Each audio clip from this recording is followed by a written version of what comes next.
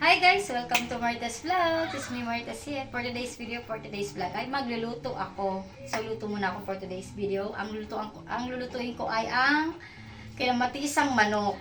So, kinamatisang manok daw yung tawag ito. Ginaya ko lang to sa Facebook, yung sikat na vlogger. Kinamatisang manok. So, meron tayong manok.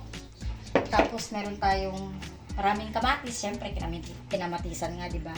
Sibuyas, bawang, sili, paminta, and then chicken cubes, syempre mantika. Tapos ito ang nilagay nating gulay is patatas at saka Baguio beans at saka repolyo kasi nga kinamatisan pero para siyang nilagang manok. So nagluluto naman ako ng sinigang na manok.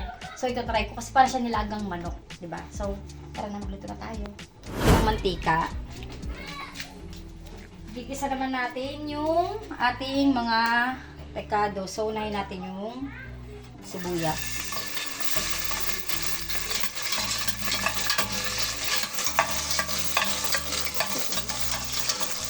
Okay. Siyempre, sunod natin yung bawang. Pasensyahan nyo na yung aking sangkalan. Bawang. And then, syempre, yung marami nating kamatis kasi kinamatisan niya siya. Pero, tingin ko ano siya, nilagang manok. Yung katingin niya. Kasi ganun din yung templado niya. So, papakatasin lang natin yung ating kamatis. Syempre, ito yung mag-aano ng lasa dyan. Sa napanood ko, yung buto ng kamatis is tinanggal niya. So, ako hindi na lang.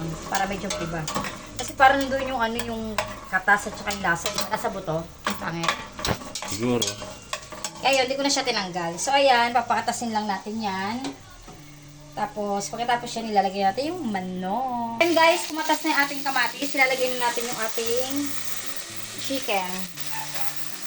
Igisa lang natin yung ating manok.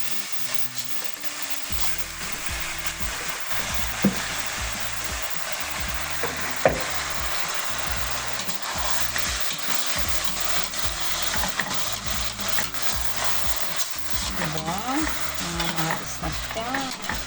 Kumulat ng kamatis natin. And then, lalagyan natin siya ng pamintang buo. Kasi para nilaga nga siya. So, yun guys, lalagyan na natin yung paminta. Aantayin na lang natin siyang tawag dito, masangkot siya yung manok. Saka natin ilalagay yung ibang mga gulay. Pero ilalagay ko na itong sili natin para mas na siya. Tapos maya-maya ilalagay ko na yung yung patatas kasi patatas is matagal lumambot. So pakuluan muna natin. Sangkot siya lang muna natin saglit. Okay, kita-kits later. So ayun guys, hindi siya nagsangkot siya kasi nagtutubig nga pala yung kamatis.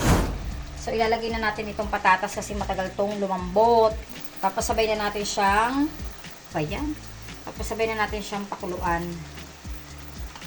So, yan, ilalagay na natin yung ating patatas. So, ilalagay na natin yung ating water. Water. Ay, ayan. Careless. Tapos, i-mix lang natin konti. Yan. Sabihin na natin yung ating chicken cubes para dumikit na yung kanyang lasa. Chicken cubes. Baka naman. Joke lang.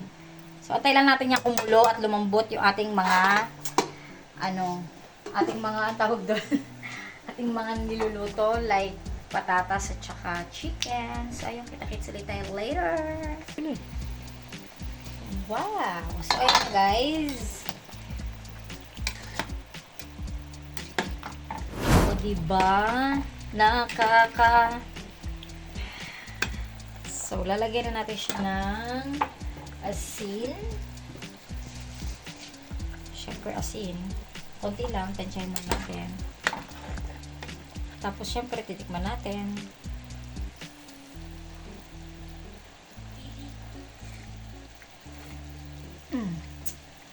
Sarap. So, kulang pa siya sa asin. Kasi isang cubes lang naman yung nilagay natin. Tingnan natin kung malambot na. I think, patay pang tusok ng ating puso na.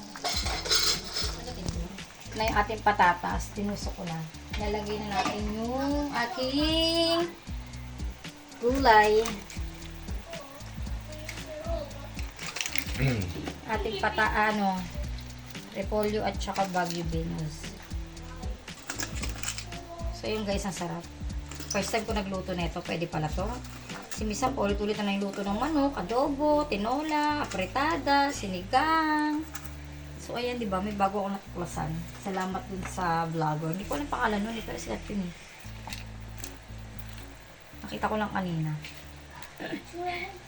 So ayan, palalambutin lang natin yung ating gulay and then luto na yan. Mama.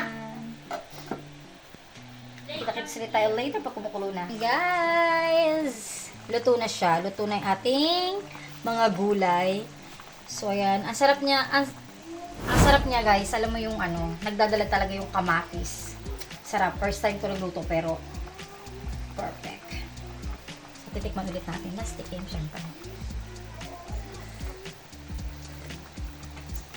Ang sarap talaga.